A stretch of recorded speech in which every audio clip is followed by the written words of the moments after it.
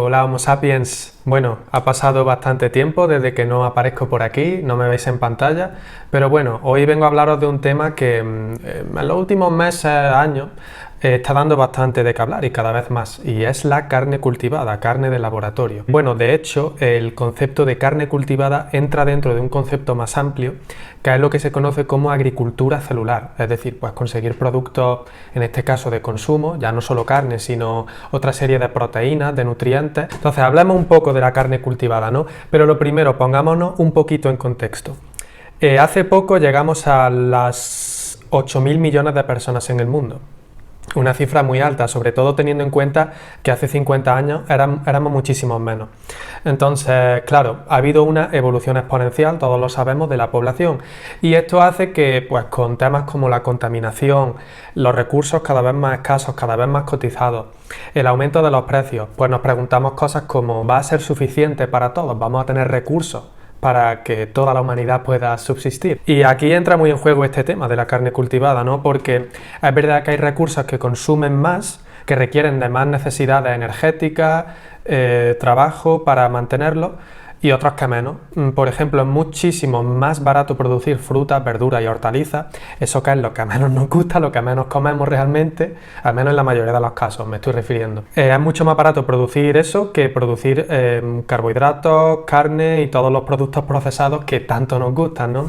Entonces esto funciona un poco así, oferta y demanda, capitalismo, lo que se demanda es lo que más se quiere producir a expensas de que sea peor para nuestra salud y para nuestro planeta, pero así es el mundo en el que vivimos, ¿no?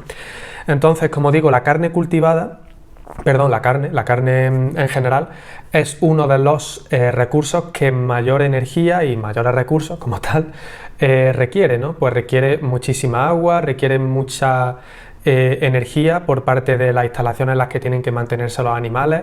No sé si habréis oído también el tema de que una de las fuentes de contaminación por metano, sino la que más mayor en el mundo, son los pedos que se tiran las vacas, los pedos que se tiran los animales, y es cierto, o sea, las flatulencias que tienen son tan grandes y cada vez en más cantidad porque estamos criando a más animales, a más reses, que llega un punto en el que esa contaminación pues es algo considerable. Entonces, por motivos como estos y teniendo en cuenta que la población mundial va a seguir incrementando, y con respecto al tema de la población, para que os hagáis una idea, ya hice un vídeo hace tiempo en YouTube, en otro canal, no en Juanjo Spore, pero hace tiempo lo hice. Para 2050 más o menos se estima que estaremos cerca de los 10.000 millones de personas, y para el cambio de siglo, o sea, para 2100, creo que era en torno a los 11.500 millones, y después de eso se prevé que haya una bajada, pues por el tema del envejecimiento de la población y tal. Pero bueno, bien, una vez que tenemos el contexto, ¿no? ¿Por qué sería útil buscar esa alternativa de producir la carne en un laboratorio?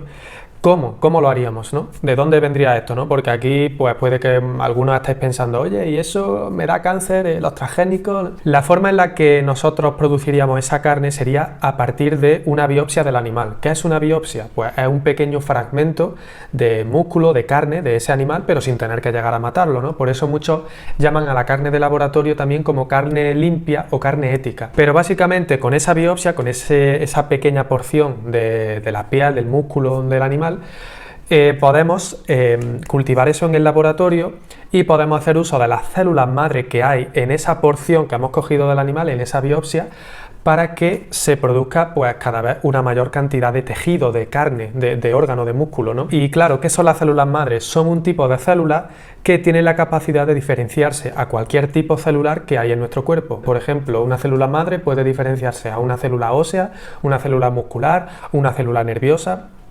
Entonces, si en esa biopsia que nosotros cogemos del animal tenemos células madre y cultivamos esa porción de tejido con esas células madre en el laboratorio, en unas condiciones muy controladas, con los nutrientes que más les gustan a esas células y recreando un poco la situación que habría en el propio cuerpo del animal, pues, como digo, ese tejido podría seguir desarrollándose y podría formar pues más carne. Ahí está el kit de la cuestión, ¿no? Así es como lo desarrollaríamos. Entonces, obviamente ahora, ¿en qué estado estamos? Estamos en el estado de que esto es posible, se está haciendo y se está haciendo para distintos tipos de carne, pero obviamente es muy caro ahora mismo. O sea, esto es necesario que poco a poco se vaya puliendo la técnica, se vaya escalando para que se pueda producir en más cantidad, de manera masiva, de manera industrial, digamos, y abaratando costes, porque si no, obviamente ahora mismo no sería rentable, ¿no?, para la población en general, no podemos permitirnos esto ahora mismo. Ok, pues dicho eso, hablemos un poco de temas curiosos acerca de la carne cultivada. ¿Sabes, por ejemplo, que Winston Churchill hace muchos años ya predijo de alguna manera la aparición de este tipo de carne? Te leo concretamente la frase que él pronunció en uno de sus textos, en uno de sus escritos con respecto a este tema. Deberíamos escapar de la absurdez de hacer crecer un pollo entero para comer solo una parte del mismo y en lugar de eso hacer crecer estas partes específicas en un medio adecuado. También te quiero hablar de otro tipo holandés, ¿vale?, llamado Willem van Illen, que en la década de los 50 pues le vino a la cabeza esta idea de la carne cultivada también, ya un poco más desarrollada, ¿no? No tanto como Churchill, como una cosa teórica, idílica, sino ya más en plan, oye, pues esto lo podemos hacer si nos ponemos, ¿no?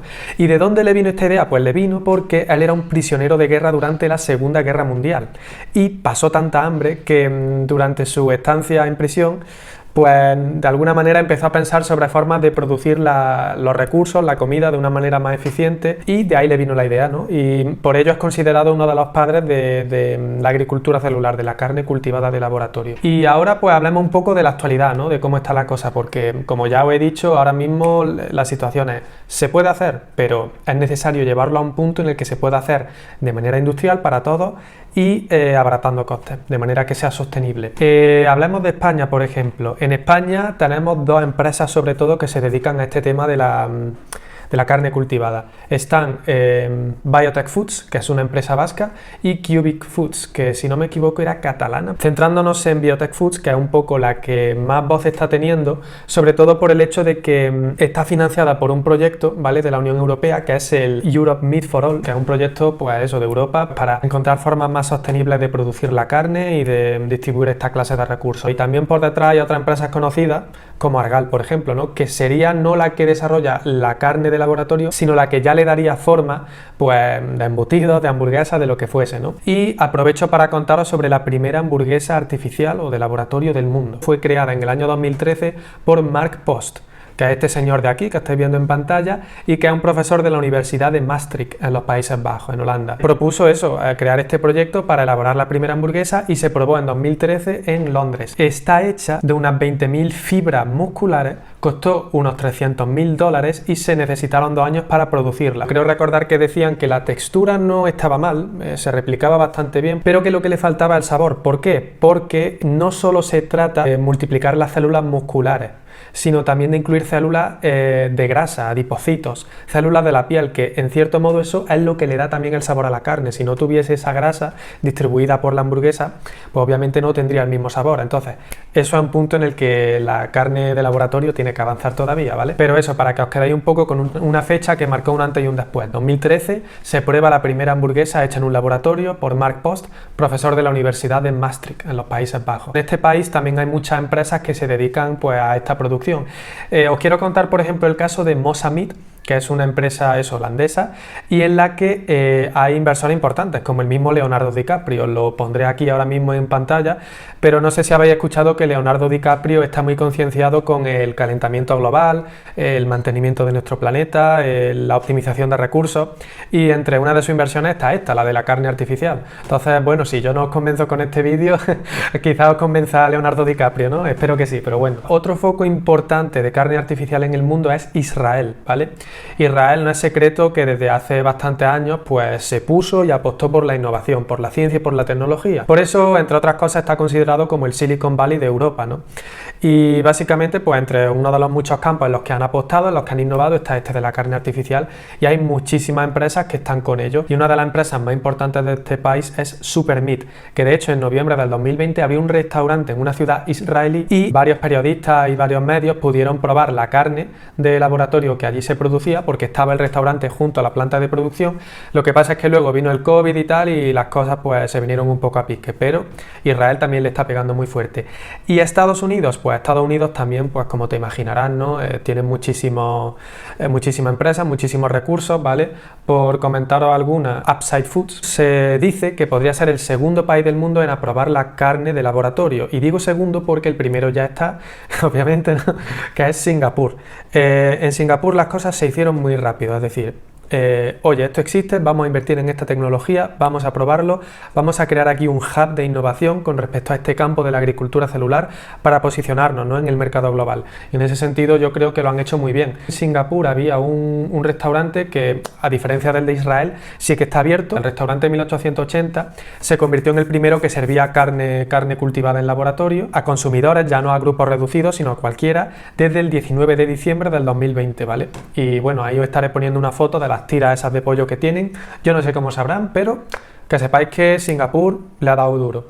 Y por último, Estados Unidos estaba con eso. Bueno, pues se rumorea que será el segundo país en aprobarlo, sobre todo por el hecho de que la regulación y las cosas van mucho más rápido en Estados Unidos que en Europa. Y en Europa precisamente muchas de las empresas se quejan de eso, ¿no? Hay empresas como la española, la vasca, Biotech Foods, que dicen nuestros productos estarán para 2024-2025. Pero realmente los expertos luego lo que te dicen es: vale, sí, sobre el papel, pero las regulaciones que tenemos en la Unión Europea son muy restrictivas y toman mucho tiempo. Entonces, claro, esto hace que al final las cosas se prolonguen, ¿no? Pero antes o después estoy seguro de que lo veremos. Así que bueno, quería comentar un poco de esta tecnología, de cómo está, pero obviamente sé que me dejó aquí muchas cosas de las que merece la pena hablar, como por ejemplo, ¿es esto ético? ¿Es esto seguro? ¿Qué piensas tú, Juanjo, sobre todo esto?